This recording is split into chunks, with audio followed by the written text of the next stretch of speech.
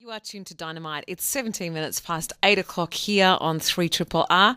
Just about to play an interview I did with Billy Duffy before shows that they'll be doing next weekend, Saturday and Sunday night. Saturday at the Palais and Sunday at the Palace. Very different ways to see the cult. They're bringing out the album Love 25 years later to play it for crowds. And I began by asking Mr. Duffy, why the Love album? Yeah, I mean, there's no real. I guess there's not really a great sort of lot of thought behind it. It just seemed the right thing to do. We didn't really have a master plan. You know, we don't really operate on that level anymore. You know, we're not the most strategic of bands. It just seemed, you know, it kind of organically went that we felt it was the right thing to do. And it kind of just came together and proved very popular. You know, it wasn't really a big deal. It's not like nostalgia with a lowercase N. It was always a very special album for us making it. It just seemed to be kind of like the springtime of the cult, and everything was just good and glorious, and there was a lot of optimism, and you know, it just seemed to really capture an excellent time for the band. And there were actually good times afterwards, a lot of them, but it just seemed, I can't really put it any better than that. It was almost like our teenage years, and our kind of, you know, it was all good with the Love album, and it seems to have captured like a timeless quality, you know. Musically as well, it sort of stands apart a little bit from the albums that followed it. Has it been interesting to revisit it musically? Yeah, it was quite poppy, if anything. I think the producer had a fair bit to do with that. I mean, you know, growing up in England in the 70s, just prior to punk rock, as I did, and Ian was kind of in the UK and also partially in Canada, you know, we grew up listening to a lot of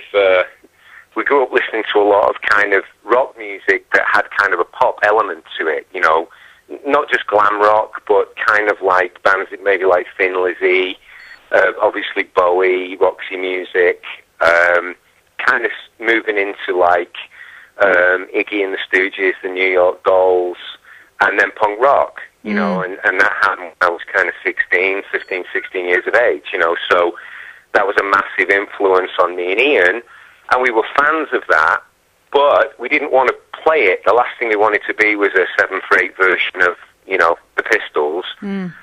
So our music was kind of, in a way, musically we were fans of punk who were searching for our own kind of musical identity and expression.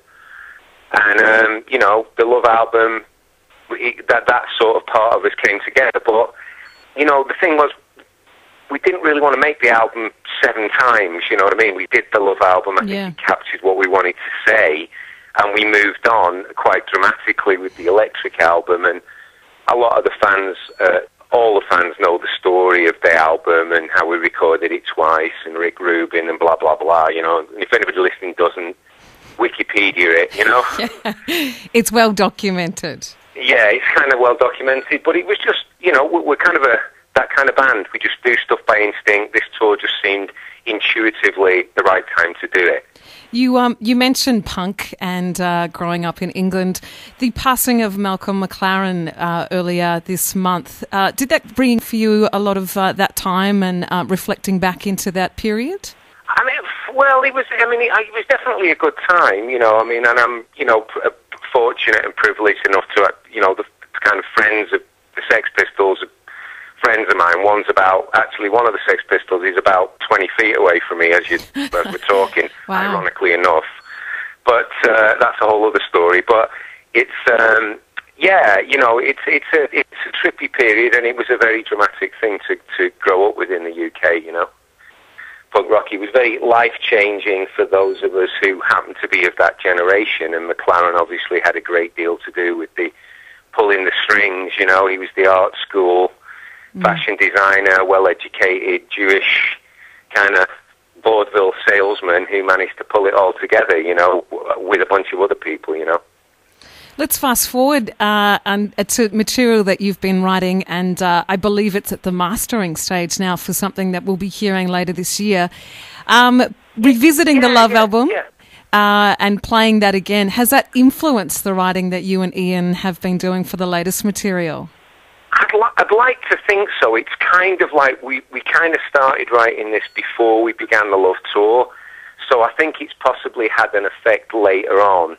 The new songs that we have kind of definitely symbolise. We've got 4 new songs finished, and they all kind of symbolise. They're sort of markers to different types of the cult sound, I suppose. Mm. You know, we get back together because we want to. You know, our bills are kind of paid, so we don't do it to kind of put the kids through school or anything. We just do it because we like doing the music. And you know, there's been times where Ian sang in the Doors, and I did some other stuff. You know, it just didn't feel right to do the cult, but you know, that's not the case now. So. And it's kind of cool.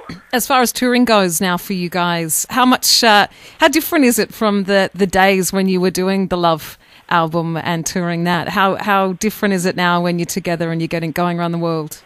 It's not really that. It's not monumentally different. It's probably, you know, I mean, there's only so many times you can go to so many places before the novelty wears off. But it's still enjoyable, and ultimately, it's really about the performance. Mm.